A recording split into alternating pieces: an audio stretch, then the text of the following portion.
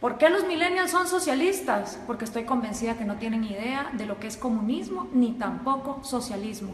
Cuando un millennial nos dice que quiere socialismo, nunca nos dice realmente qué es lo que quiere, cómo ambiciona que ese gobierno va a funcionar. No tiene idea de cómo van a funcionar las medidas políticas y económicas. Por eso se me ocurrió hacer socialismo para millennials. Bienvenidos. Vamos a arrancar desde la era industrial, cuando en el siglo XIX empiezan un montón de pensadores a pensar cosas que se denominaron como la filosofía socialista. Entre ellos estaba Giuseppe Mazzini. No digas tú, di nosotros. Esta visión de que renunciar al yo era lo mejor que le podía pasar a la sociedad. También Pierre-Joseph Proudhon, que dijo, la propiedad es robo. Estos dos contemporáneos inspiraron a Carlos Marx y a Federico Engels. Carlos Marx y Federico Engels se conocieron en 1843, 5 años antes de que escribieran el Manifiesto Comunista. Carlos Marx, hijo de padres judíos que dejaron la religión judía y se convirtieron al protestantismo, fue expulsado de Alemania, de Francia, de Bélgica, hasta que finalmente se va a Inglaterra, y en Manchester, junto con Federico Engels, un burgués, un hijo de industriales, ellos dos pues hacen el Manifiesto Comunista y describen el capital. Cosas interesantes, Carlos Marx trabajó muy poco en su vida y a la edad que yo tengo, 31 años, se retiró para ser un mantenido de Federico Engels por el resto de sus días. Vivió en Soho, Inglaterra, todo ese tiempo, y después de los 31 años nunca más volvió a trabajar. Estos dos personajes creyeron que habían descubierto el agua azucarada y que la época que estaban viviendo era una época única en la humanidad. Dicho en las palabras del mismo Carlos Marx, de este libro, The Politics Book, comunismo es el enredo de la historia resuelto. Para ellos el comunismo venía a resolver todas las luchas históricas. Según Marx y Engels, después de ellos la historia no volvería a ser la misma. Pero pensemos un poco en cuál era el mundo industrial en el que se movían Carlos Marx y Federico Engels. Para empezar, la filosofía que estos dos señores hicieron estaba inspirada para Alemania e Inglaterra, países industriales que tenían una gran industria que estaba cada vez más creciendo, no para países agrícolas. Y resulta que ni Inglaterra ni Alemania pusieron jamás en práctica las teorías de Marx ni de Engels tampoco. Quienes las pusieron en práctica fueron países agricultores que no contaban con las particularidades que Carlos Marx decía deberían de ser lo primero que debería haber, que es capital, manufactura e industria. En los países que más adelante vamos a ver, nos vamos a dar cuenta que no se puso en práctica.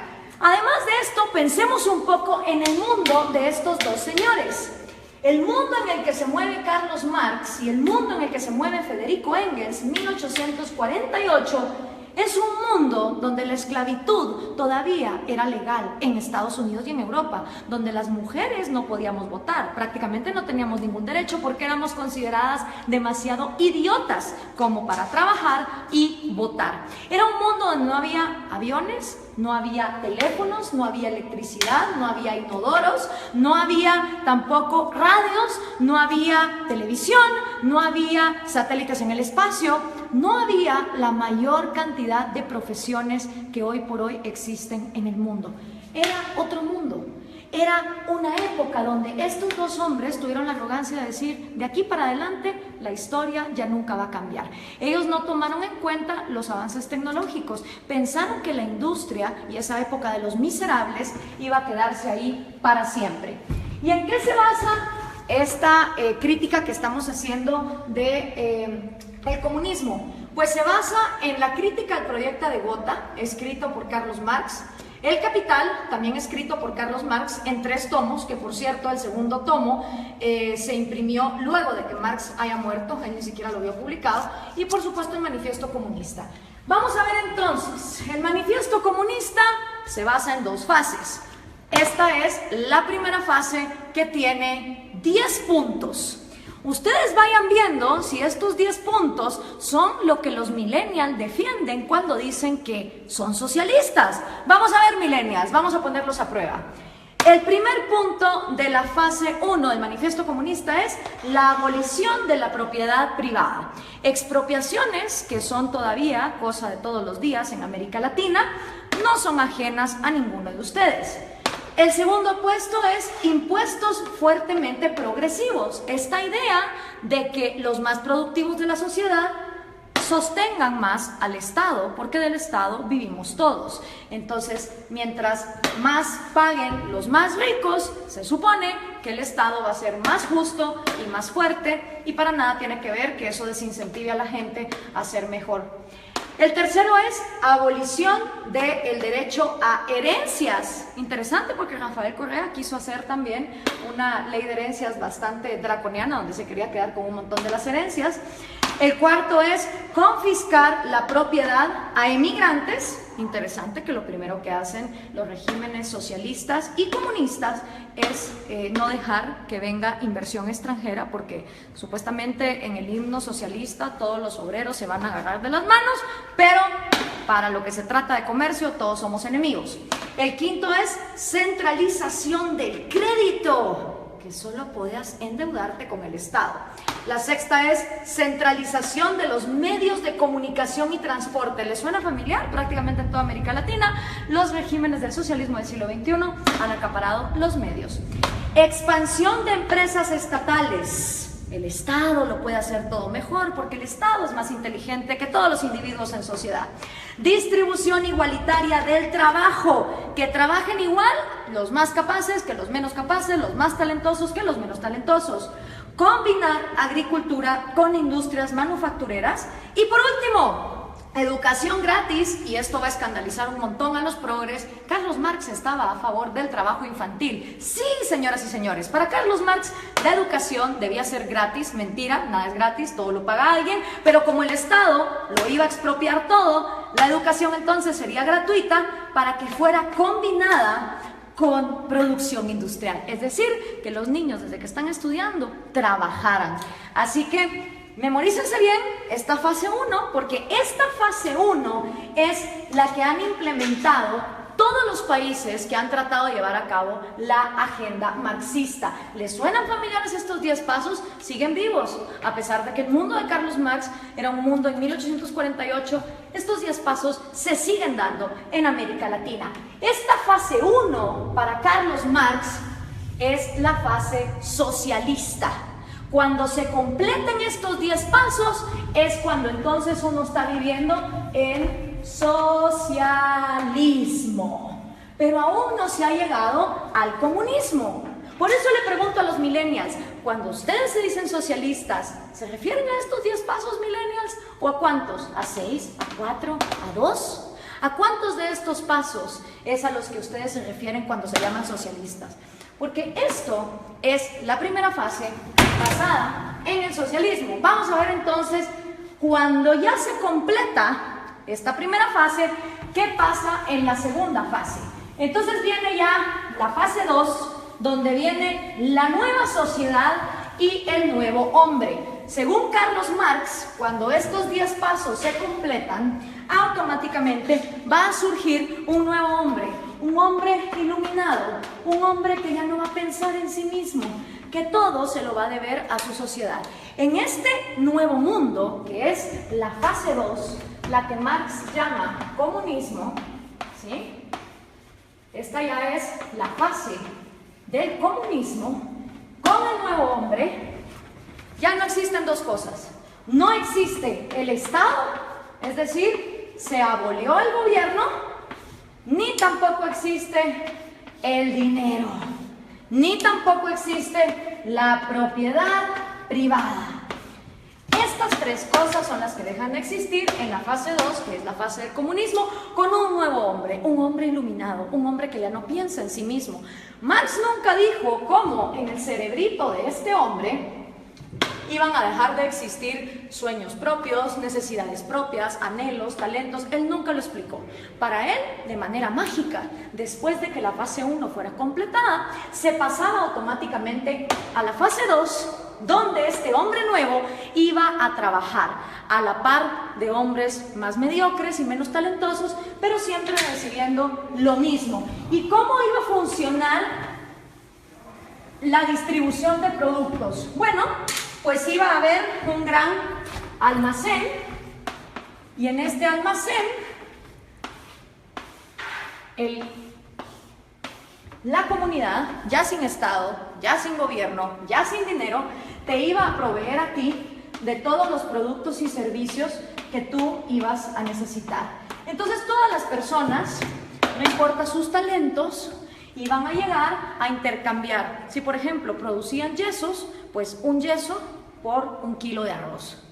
Y decía Marx que suponiendo que este hombre, en lugar de producir un yeso, hubiera producido 3 y este solo hubiera producido 2, en esta segunda fase, este hombre que produjo 3 yesos, no le iba a importar recibir también 1 libra de arroz para compararse con este. Según Marx, iba a llegar un momento donde el más talentoso y el que más trabajaba no le iba a importar recibir igual que el que trabajaba menos y el que era más mediocre. Ahora veamos, ¿se cumplió esta fase 2? ¿O qué es lo que ha pasado en la historia de la humanidad con la gente que ha llevado a cabo la agenda marxista? Bueno, pues los primeros que trataron de llevar a cabo la agenda marxista fueron Trotsky, Stalin y Lenin. 70 años después del manifiesto comunista, ellos son los primeros en poner en práctica la teoría marxista, cuando en 1918 deciden cortarle la cabeza a los sanguinarios explotadores, y de verdad que lo eran, de la dinastía Romanov, que era la monarquía que imperaba en Rusia. 2 errores. Primero, Marx escribe una teoría para Inglaterra y Alemania, que su problema no era, digamos, el de una monarquía que incentivara la agricultura, sino que eran países industriales. Rusia era feudal, bastante feudal.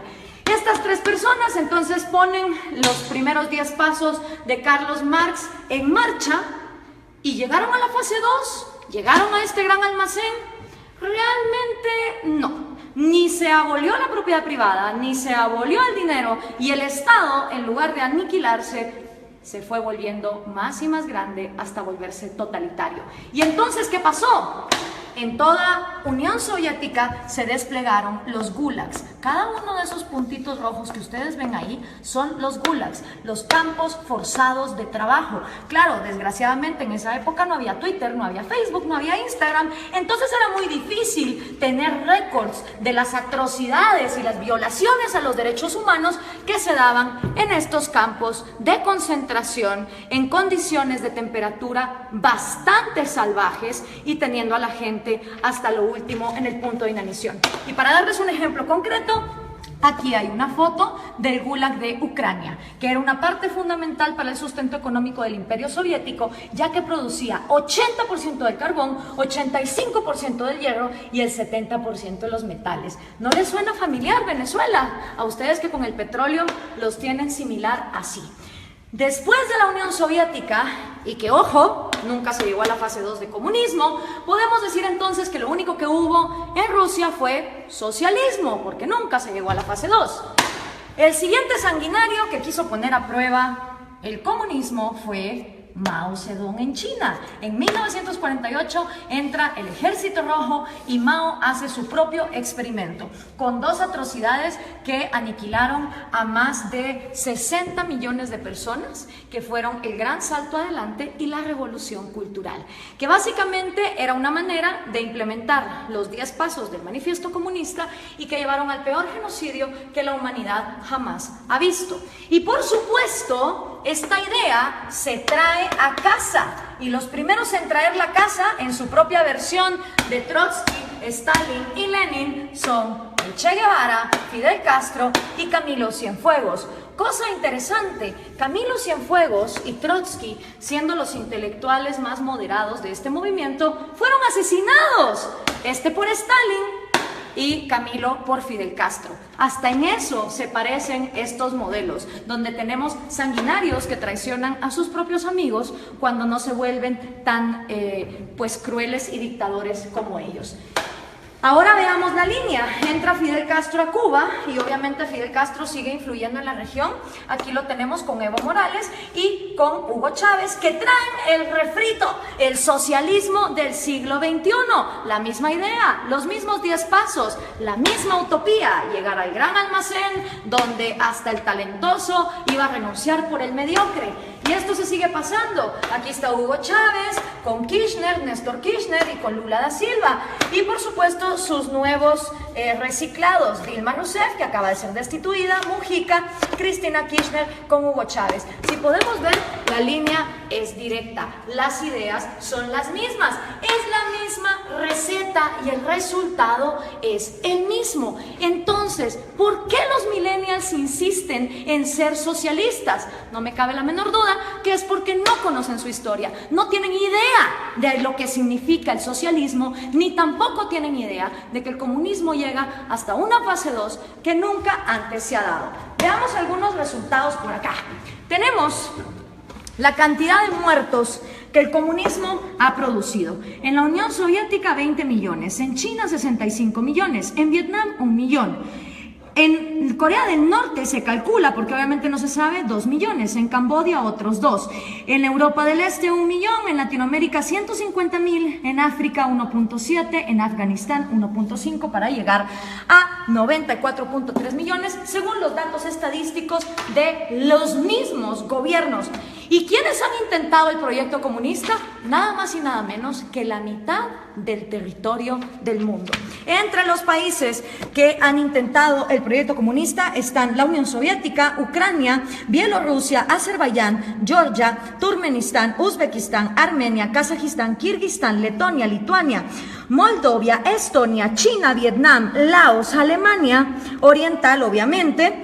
Está también Hungría, Checoslovaquia, Rumania, Yugoslavia, Albania, Bulgaria, Corea del Norte, Cuba, Camboya, Etiopía, Angola, Mozambique, Nicaragua, Afganistán y por supuesto Venezuela, si tomamos en cuenta lo que se ha llevado a cabo. ¿Cuáles son tus probabilidades de toparte con el comunismo? Son increíbles. Imagínate que vos podés tener antepasados de Hungría o antepasados de Cuba y vivir en Guatemala y te vas a haber topado con el comunismo. Las probabilidades de que un ser humano se haya topado con el comunismo, una historia comunista, son de 1 en 2. Porque como les explicaba, de todo el mundo, la mitad del territorio de la humanidad ha intentado este experimento y el resultado no ha sido esa fase 2, no ha sido esa panacea de ese hombre iluminado, ese hombre que deja de pensar en sí mismo para solo pensar en los demás. El resultado ha sido lo que George Orwell nos describió hace tanto tiempo en La rebelión en la granja. Los humanos en el poder se vuelven los cerdos y para los cerdos hay todo, mientras que para el resto de animales no hay nada. En lugar de llegar a la fase 2, se llega a un lugar donde la burguesía son los nuevos, ya sean los Stalin, ya sean los Mao, ya sean los Castro, ya sean los Morales o los Chávez. Solo ellos se vuelven la burguesía, solo ellos se vuelven la élite, a costa de que todos los demás estén bien jodidos. Pero, ¿dónde se ha vivido comunismo? ¿Dónde ha habido igualdad? Pues miren, un lugar en el planeta donde hubo igualdad de miseria fue en los campos de concentración de Alemania. Porque ahí, como ustedes se pueden dar cuenta, todos eran iguales de miserables. Obviamente ahí no había propiedad privada, no había dinero, era la panacea. Y Viktor Frankl, que no se lo contaron, él lo vivió, él estuvo en un campo de concentración, uno de los psicólogos más reconocidos del siglo XX, hizo un llamado muy interesante. Everything can be taken from a man. Cualquier cosa puede ser tomada de un hombre, excepto por una. La última de las libertades del hombre. Exigir la actitud que uno va a tener en cualquier set de circunstancias para escoger uno su propio destino. Quiero hacer énfasis en esta frase porque lo que está aquí diciendo Viktor Frankl es que la mayor libertad del hombre reside que aunque esté en estas condiciones, uno va a decidir con qué actitud va a enfrentarse a la vida. Pero ¿qué podía saber Carlos Marx de estas cosas? Regresemos a 1848, ni siquiera Freud, con su psicoanálisis, que ya está bastante desprestigiado, había empezado sus estudios. Tampoco Darwin. Se creía que la histeria de las mujeres se podía quitar con electroshock. La psicología estaba en pañales. ¿Qué sabía Carlos Marx del cerebro humano? ¿Qué podía saber Carlos Marx acerca de un hombre nuevo que tuviera en su cerebro la capacidad de dejar de pensar en sí mismo? Hablemos entonces de sus predicciones, que fueron completamente nefastas. La primera predicción de Marx: va a haber más países comunistas que no comunistas. No se cumplió. Hoy hay más países excomunistas que actualmente comunistas. La segunda predicción de Marx: la máquina va a acabar con el proletario y el proletario va a vivir en la miseria. Tampoco se cumplió. Hoy por hoy, en el siglo XXI, existen muchas más profesiones y muchos más puestos de trabajo, tomando en cuenta que las mujeres ya podemos votar y ya podemos trabajar, que las que existían en su época, con lo cual su segunda predicción tampoco se cumplió. Hoy por hoy, de cada 7 personas vivas, 6 ya no viven con $1 al día, como era en la época de Marx, donde había mayor pobreza igualitaria. Y otra también de las predicciones de Marx es que el comunismo, en donde fuera implementado, iba a pasar a la fase 2. Y esa tampoco se cumplió. Ninguno de los experimentos comunistas han llegado jamás a la fase 2. Nunca abolen ni la propiedad privada para los gobernantes, obviamente para todos los demás sí. Nunca se abole tampoco el dinero, ni mucho menos la propiedad privada. Pero aparte de Viktor Frankl, que escribió ese excelente libro de El hombre en busca del sentido, hoy por hoy tenemos excelentes referentes de la psicología evolutiva y la neurociencia que nos pueden explicar cómo de hecho nuestro cerebro no está diseñado para el comunismo. Uno de ellos es David Boss. Él es PhD, profesor de Harvard, de la Universidad de Michigan, de la Universidad de Texas, y ha escrito 7 libros de psicología evolutiva, incluyendo este. No son personas que te lo digan por fe, como te lo dijo Marx, y que solo lo dejó escrito cómo iba a ser ese cambio en la psicología humana. Son personas que han estudiado la evolución, la genética de la vida, y que entienden cómo funciona el cerebro humano. Y una de las frases de David Boss es: no existe un agente autónomo con intereses llamado sociedad. Esto es una imposibilidad lógica. Sociedad como tal no piensa, no come, no llora, no tiene intereses. La sociedad no es más que el cúmulo de cada individuo. Y somos los individuos y nuestros derechos fundamentales los que realmente existimos en la realidad. Una sociedad de individuos pensantes, libres, funcionales, es una sociedad que avanza. Una sociedad donde todos los individuos se igualan hasta la miseria sin libertad, es una sociedad que no avanza hacia ningún lado.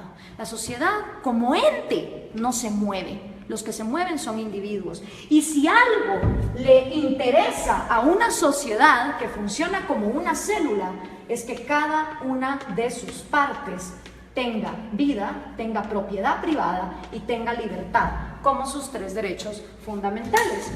Pero si eso no fuera poco, Steven Pinker, que también es un PhD, él se ha ganado el premio de la Academia Nacional de Ciencias a la mejor investigación en Inglaterra en 1993. También se ha ganado el premio de la Sociedad Cognitiva de la Neurociencia en el 2010 y ha sido 2 veces finalista del premio Pulitzer. Escribió el libro ¿Cómo funciona nuestra mente? Y una de las frases de Steven Pinker es: el mejor argumento contra el totalitarismo es reconocer una naturaleza humana universal, que todos los seres humanos tenemos un deseo innato por la vida, la libertad y la búsqueda de la felicidad. ¿Qué quiere decir esta frase? Que todas las personas, nazcamos donde nazcamos, en el país en el que nazcamos, en la cultura en que nazcamos, traemos 3 deseos innatos: el amor por nuestra vida, el amor por nuestra libertad y el amor por la propia búsqueda de la felicidad. ¿Qué significa eso? que ustedes, si quieren buscar su felicidad, emprenden su propia vida como les diera la gana. Ahora, todos estos conocimientos de neurociencia que tienen David Bosch o Steven Pinker, obviamente Carlos Marx no lo sabía, porque la psicología y la neurociencia no se habían desarrollado, no habíamos avanzado en la ciencia como para descubrir el ADN. El otro gran error de Marx, él pensó que en su época ya se había descubierto todo, y no era así. Entonces, al tener estos conocimientos, es inaudito, es inexplicable que los millennials sigan siendo socialistas. La única manera en que me lo explico es que los millennials no tienen ni idea de lo que es socialismo, ni mucho menos comunismo. Y yo, que también soy millennial, pero de la primera generación, de esos que todavía vimos los cassettes y que sabemos cómo funcionan, tenía 5 años cuando cayó el muro de Berlín. Y me acuerdo como que fuera ayer de ver a esas personas celebrando y preguntarle a mi papá, ¿qué se está celebrando ahí? Me dijo, ahí se está celebrando que tenían a una población dividida a la mitad porque de un lado querían salir y no los dejaban. Si una idea es tan buena, no puede ser obligada hacia una cierta población. Y en todo lo que hemos visto aquí, lo único que hemos visto es obligación, hemos visto miseria, hemos visto genocidio. En la libertad no hay garantías. Yo no estoy aquí vendiendo una utopía ni una panacea. En la libertad hay riesgos y puedes perder como puedes ganar. En la libertad también existe la libertad de no participar en el mercado. En un país que vive en libertad, si hay un grupo de personas que quieren vivir como hippies e irse a una montaña y no ser parte del mercado y no tener propiedad privada, son libres de hacerlo. En un país comunista, si uno intenta meter una zona franca de libre comercio en alguno de sus puntos, va a parar a la cárcel o va a parar desaparecido. Esa es la diferencia entre vivir en un lugar donde se garantice la libertad y donde no se garantice. Esta utopía basada en el hecho de que el ser humano debe renunciar a su autoestima y a su amor propio para contribuir a su sociedad es completamente errada por lo que la historia nos ha comprobado. Y lo único que logra son élites de cerdos, tal cual los describió George Orwell, que se quedan con todo a costillas de un pueblo que pierde lo más importante que todo ser humano tiene, que es su libertad. Espero esto les sirva a los millennials para entender qué es el socialismo y qué es el comunismo. Gracias por compartir.